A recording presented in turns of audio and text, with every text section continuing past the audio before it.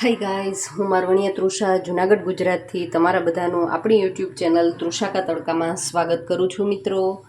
મિત્રો હવે ઉનાળો છે તો આપણે કંઈક અવનવું ખાવાની ઈચ્છા થાય અને એમાં પણ ઠંડુ ખાવાની વધારે ઈચ્છા થાય.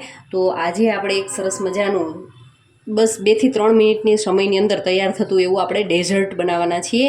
એના માટે મેં 1 બાઉલ જેટલું દહીં લીધું છે.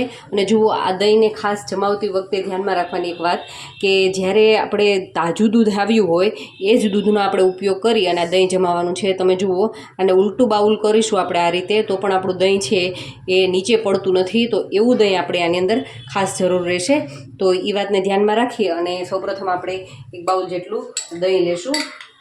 જો એની અંદર પાણીનો ભાગ હશે તો આપણું ડેઝર્ટ જે બનશે એનો ટેસ્ટ સારો નહીં આવે. તો આપણે આ રીતે સરસ મજાનું દહીં લઈ અને પછી એમને સારી રીતે મિક્સ કરવાનું છે.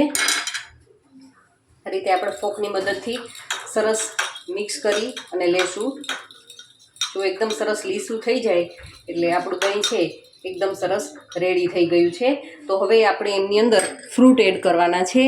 હવે ફ્રૂટની અંદર સિઝન પ્રમાણે કોઈ પણ ફ્રૂટ તમે લઈ શકો. અત્યારે દ્રાક્ષ છે તો હું નાનું બાઉલ જેટલી દ્રાક્ષ લઈશ, 1 ટેબલ સ્પૂન જેટલા દાડમના બીજ, 1 ટેબલ સ્પૂન જેટલા કેળા લઈશ, 1 ટેબલ સ્પૂન જેટલા ચીકુ. અને ખાસ વસ્તુ આની અંદર આપણે ચપટી 1 સંચળ પાવડર એડ કરવાનો છે. એના કારણે શું થશે કે દહીંનો ટેસ્ટ છે એકદમ સરસ બેલેન્સ થશે. હવે એમની અંદર 1 ટેબલ સ્પૂન જેટલી સાકરનો ભૂકો. હવે તમે સાકર લેવી તો સાકર લઈ શકો અથવા તો મધનો ઉપયોગ કરવો હોય તો તમે મધ પણ લઈ શકો છો.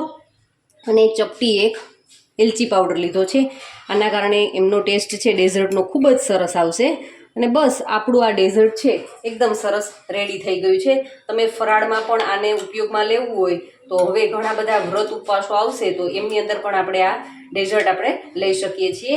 તો આપણું ડેઝર્ટ છે એ સર્વ કરવા માટે રેડી થઈ ગયું છે. તો આપણે સર્વિંગ બાઉલમાં એમને સર્વ કરીશું. હવે જુઓ, એમને સર્વિંગ બાઉલની અંદર ભર્યા બાદ આપણે એમની અંદર ઉપરથી થોડાક ડેકોરેશન માટે દાડમના બીજ યુઝ કરીશું, થોડી દ્રાક્ષ નાખીશું. ત્યારબાદ ડ્રાયફ્રૂટ એમની અંદર મેં પિસ્તા અને બદામ લીધા છે એ એડ કરશું. અને થોડી ગુલાબની પાંખડીઓ લઈ અને આપણું ડેઝર્ટ છે એકદમ સરસ રેડી થઈ ગયું છે. ઉપવાસમાં આવું જ કંઈક મળી જાય તો ખરેખર આપણી બોડી છે એકદમ સરસ રિફ્રેશ થઈ જાય છે. તો આપણું આ ડેઝર્ટ રેડી થઈ ગયું છે. Thank you for watching my videos.